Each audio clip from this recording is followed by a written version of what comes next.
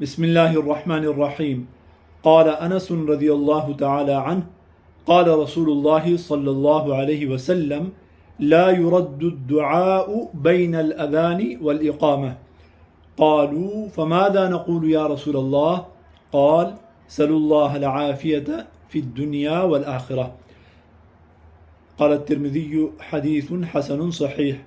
حضرت انس رضی اللہ تعالیٰ عنہ فرماتے ہیں کہ نبی کریم صلی اللہ علیہ وسلم نے ارشاد فرمایا اذان اور اقامت کے درمیان دعا رد نہیں ہوتی، دعا قبول ہوتی ہے، لہذا اس وقت اللہ رب العزت سے دعا کیا کرو۔ صحابہ نے عرض کیا یا رسول اللہ ہم کیا مانگے؟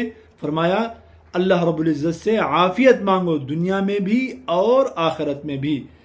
تو یہ دعا کی قبولیت کا وقت ہے، اس میں ہم غفلت کرتے ہیں، دعا نہیں کرتے۔ تھوڑا سا انسان پہلے آ جائے مسجد، جماعت کھڑی ہونے سے پہلے آ جائے، تحیۃ المسجد پڑھ لے، سنت پڑھ لے، اور اس کے بعد تھوڑا سا وقت دعا کے لیے بچائے۔ لیکن کبھی ایسا ہوتا ہے کہ آپ بالکل نماز کے قریب آتے ہیں، چند سیکنڈ رہتے ہیں، تب بھی آپ دعا میں تو لگ سکتے ہیں نا۔ اگر آپ 4 سنتیں نہیں پڑھ سکتے، 2 سنتیں نہیں پڑھ سکتے، یا تحیۃ المسجد نہیں پڑھ سکتے، تو انسان جو ہے نا دعا میں لگ جائے، اپنی حاجات کے لیے دعا کرے، اپنے گناہوں سے استغفار کرے۔ تو یہ ہے دعا کی قبولیت کا وقت جس کی طرف ہماری توجہ نہیں ہوتی۔ اللہ پاک ہمیں اذان اور اقامت کے درمیان دعا کرنے کی عادت بنانے کی توفیق نصیب فرمائے۔